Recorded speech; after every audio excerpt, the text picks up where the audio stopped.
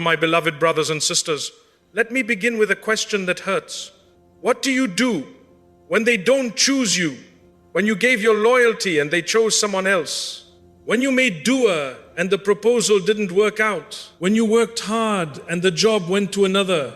When you loved sincerely and they walked away? It hurts. And sometimes the pain is not because you lost them, it's because you start questioning yourself. Am I not good enough? Was I not worthy? Why wasn't I chosen?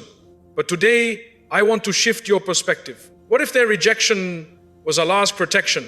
Understanding Qadr, our beloved Prophet Muhammad sallallahu alaihi wasallam taught us something powerful about Qadr, the divine decree of Allah. Nothing happens randomly. Nothing escapes His knowledge. Nothing misses you unless it was never written for you. Allah tells us in the Quran, perhaps you hate a thing and it is good for you, and perhaps you love a thing and it is bad for you. And Allah knows while you know not. You see, we look at life through emotion. Allah decrees life through wisdom. You see the moment. Allah sees the outcome. You see the heartbreak. Allah sees the harm you were saved from. You were not rejected, you were redirected. Sometimes we cry over doors that were closed, while Allah is protecting us from rooms that would have destroyed us. You wanted them, but Allah knew they would damage your akhirah. You wanted that opportunity, but Allah knew it would distance you from your salah. You wanted that friendship, but Allah knew it would corrupt your character. If they didn't choose you, maybe Allah chose better for you. And when Allah chooses for you, it is always superior to what you choose for yourself. Letting go is an act of faith. Letting go is not weakness. Letting go is tawakkul. It is saying, Ya Allah, my heart is hurting, but I trust you. And wallahi, that sentence shakes the heavens. Because when you trust Allah in pain, that is real iman. Anyone can say Alhamdulillah when things are easy. But the believer says Alhamdulillah even when tears are falling. Your worth is not defined by their choice. Listen carefully. Your value does not decrease because someone failed to recognize it. If someone does not see your worth, it does not mean you are worthless. It means they were not written for you. Even the most beloved of creation, our Prophet Muhammad sallallahu alaihi wasallam, was rejected by his own people in Makkah. Yet he was the most honorable in the sight of Allah. Rejection from people does not equal rejection from Allah. Sometimes it is elevation from Allah. Qadr is not cruel, it is precise. Qadr is not random, it is measured, precise, tailored to your soul. If something left your life, it left with permission from the one who loves you more than anyone ever could. Allah is Al-Hakim, the most wise. Even when you don't understand the wisdom, trust the one who does. Stop forcing what was not written. Some of us exhaust ourselves trying to force doors open, begging for attention, chasing someone who is unsure, trying to convince people to stay. If they have to be convinced to choose you, they were never meant to. What Allah writes for you will come with ease. And what is not written for you, no amount of chasing will secure it. Save your dignity. Save your heart. Trust your Lord.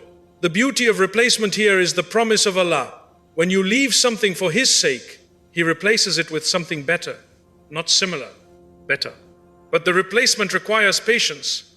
It requires surrender. It requires you to stop saying, why me? And start saying, Ya Allah, what are you preparing for me? Your duas are not wasted. Sometimes you think, I prayed, I begged, I cried in tahajjud. Why didn't it happen? Because Allah answers in three ways. He gives you what you asked for. He delays it for the perfect time. He replaces it with something greater. Delay is not denial. Rejection is not abandonment. Silence is not absence. Allah is closer to you than your own heartbeat. When it hurts, make it worship. Turn the heartbreak into sujood. Turn the tears into dua. Turn the confusion into istighfar. Instead of stalking their social media, open the Quran. Instead of replaying conversations, speak to Allah. Because the one who controls hearts, controls outcomes. A final reminder, my beloved brothers and sisters, if they don't choose you, trust Allah. If they walk away, trust Allah. If the door closes, trust Allah.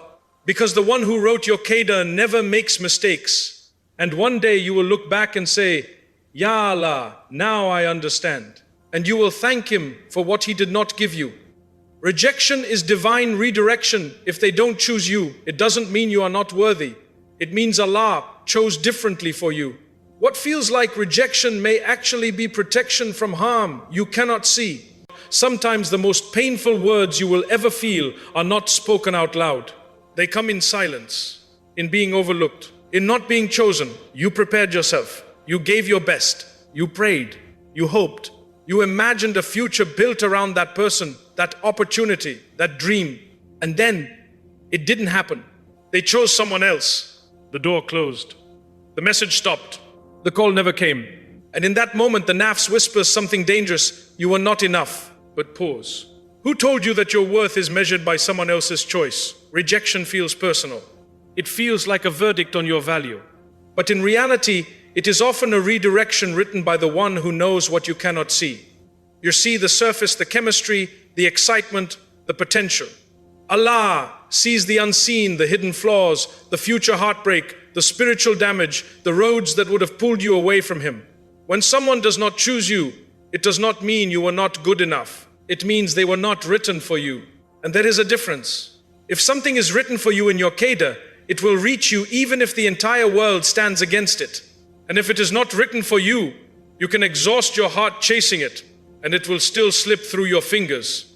Sometimes Allah removes people from your life because He heard conversations you didn't. He saw intentions you couldn't. He knew outcomes you were blind to. You were crying over attachment while Allah was protecting your akhirah. You were begging for closeness while Allah was saving you from distance from Him. Think about it carefully. How many times in your life did you desperately want something, and when you finally stepped away from it or it left you, you later realized it would have destroyed your peace? But at the moment of loss, we rarely see protection. We only see pain. We say, Ya Allah, why? Instead of Ya Allah, what are you saving me from? Rejection is not humiliation. It is filtration. Allah filters people out of your life who are not meant to walk your journey. Not everyone who enters your life is meant to stay. Some are lessons, some are tests, some are reminders, and some are simply not written beyond a certain chapter. If they didn't choose you, maybe Allah chose your dignity. Maybe Allah chose your growth. Maybe Allah chose to build you stronger instead of comfortable. And here is something deep to reflect on. If someone truly recognized your value and still walked away, then their absence is a gift, because the one written for you will not need convincing. They will not hesitate. They will not treat you as an option. What Allah writes for you will come with clarity, not confusion, with peace, not anxiety, with respect, not doubt. Sometimes we romanticize what rejected us. We replay memories. We imagine what could have been. But if it was truly meant to be, it would have remained. Allah does not make mistakes in decree. Your heartbreak today might be the very reason you are guided tomorrow. That closed door might be the reason you grow closer to Allah. That person walking away might be the reason you discover your own strength. Rejection redirects you toward what aligns with your destiny. And destiny is not random. It is written by Ar-Rahman, the most merciful. Trust that. Even if your heart struggles to accept it, even if tears fall in sujood, even if you do not understand the wisdom yet, one day you will. One day you will look back and say, if that had worked out, I would not be here. And you will realize that what felt like loss was actually alignment. You were not rejected. You were redirected. And what is written for you will never require you to beg for it. So lift your head, guard your heart, and trust the one who is managing your life with perfect wisdom. If they didn't choose you, trust that Allah chose better. Qadr is written with wisdom. Nothing misses you unless it was never meant for you. Allah's decree is precise, wise, and tailored for your soul. You see the pain, Allah sees the outcome.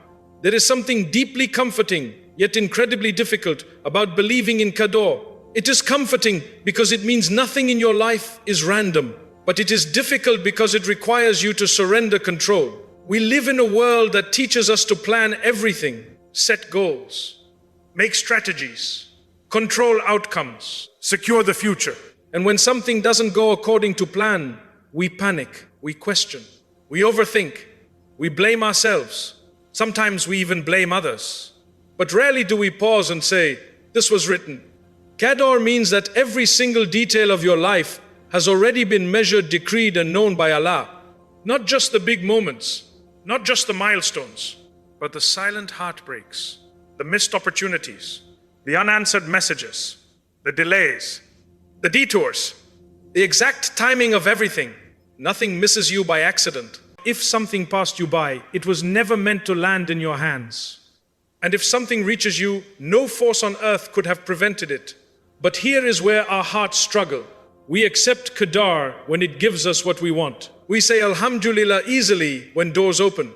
But when Qadr closes a door, when it takes something away, when it delays what we have been begging for, that is when belief is tested. We start thinking, maybe I didn't try hard enough. Maybe I am being punished. Maybe Allah is angry with me. No. Qadr is not emotional. It is precise. It is wise. It is calculated beyond your imagination. Allah's knowledge is not limited to the present moment like yours is. You see today, Allah sees 10 years from now. You see the excitement. Allah sees the consequence. You see the opportunity. Allah sees the trap. You see the happiness you think it will bring. Allah sees the pain it would eventually cause. Imagine a child wanting to grab something sharp and dangerous. The child cries when the parent pulls it away. From the child's perspective, it feels unfair. From the parent's perspective, it is protection. Now ask yourself, if human beings can protect out of limited knowledge, what about Allah, whose knowledge has no limit? Qadr is written with wisdom you cannot yet comprehend. There are moments in your life that did not make sense when they happened. But years later, you look back and suddenly everything connects. The rejection led you somewhere better. The delay built your patience. The hardship strengthened your character. The heartbreak brought you closer to Allah. At the time you thought your world was collapsing. In reality, it was being rearranged. The problem is not that we don't believe in Qadr. The problem is that we want to understand it immediately. We want the explanation now. We want clarity in the middle of confusion. But part of faith is trusting without full understanding. You are not required to understand Qadr. You are required to trust it. And trust grows when you reflect on how many times Allah has already carried you through situations you thought you wouldn't survive. Think about the pain you once believed would break you. You are still here. Think about the duas you once cried over. Some were answered in ways you never expected. Some were replaced with something better. Some were delayed until you were ready. Nothing in your life is random chaos. It is divine design. Even your struggles are customized. The test you are facing is not accidental. It is tailored specifically for your soul. Allah knows exactly what level of pressure will build you without destroying you. He knows how much to stretch you so that you grow. He knows when to give and when to withhold. And sometimes what He withholds is mercy in disguise. We often think blessings only come in the form of receiving. But sometimes blessings come in the form of being prevented. If you truly believe that Allah is Al-Hakim, the most wise, then you must believe that His decree carries wisdom even when it hurts. One day, the fog will lift. One day, you will see how the pieces fit together. But until that day comes, your task is simple: surrender. Say, Ya Allah, I do not understand this, but I trust you. That sentence alone transforms anxiety into peace. Because when you internalize that nothing misses you, unless it was never meant for you, you stop chasing what isn't written. You stop comparing your timeline to others. You stop feeling behind. You stop feeling forgotten. You realize that your life is unfolding exactly as it was meant to. Not late, not early, not unfair, but perfectly timed by the one who wrote it before you were even born. That is Qadr. And believing in it is not passive. It is powerful. It frees your heart from constant worry and anchors it in certainty that whatever is meant for you will come, and whatever leaves was never truly yours to keep. Letting go is an act of tawakkul. True faith is trusting Allah even when your heart hurts. When you stop forcing what isn't written and surrender to His plan, Allah replaces what you lost with something better. Letting go is one of the hardest things the heart will ever be asked to do. Because when you hold on to something, a person, a dream, an expectation, you don't just hold it with your hands. You hold it with your emotions, with your imagination, with your future plans. You build scenarios in your mind. You picture conversations that haven't happened yet. You attach your happiness to something that feels so close. And when it begins to slip away, you panic. You try harder. You message again. You explain yourself again. You overthink every word. You replay every mistake. You tell yourself, if I just try a little more, maybe it will work. But sometimes the very thing you are fighting to keep is the very thing Allah is trying to remove. Letting go is not weakness. It is not giving up. It is not failure. It is tawakkul. It is standing in the middle of emotional chaos and saying, "Yay, Allah, I trust you more than I trust my own feelings." That is strength. Real tawakkul is not passive. It does not mean you don't feel pain. It does not mean you don't cry. It means you choose faith over fear. You choose surrender over obsession. You choose dignity over desperation. When you hold on to something that is not written for you, it drains you. It steals your peace. It consumes your thoughts. You begin to revolve around it. Your mood depends on it. Your self-worth becomes attached to it. And slowly, without realizing it, your heart shifts from relying on Allah to relying on creation. That is dangerous, because anything you depend on besides Allah can be taken from you. Letting go realigns your heart. It pulls you back to the one who never leaves. It reminds you that provision, love, companionship, and success all come from Him alone. Sometimes we say we trust Allah, but only as long as He gives us what we want. The moment things don't go our way, we resist. We question, we cling tighter, we try to control the outcome. But tawakkul means trusting Allah even when the outcome hurts. It means believing that if something is good for you, it will stay.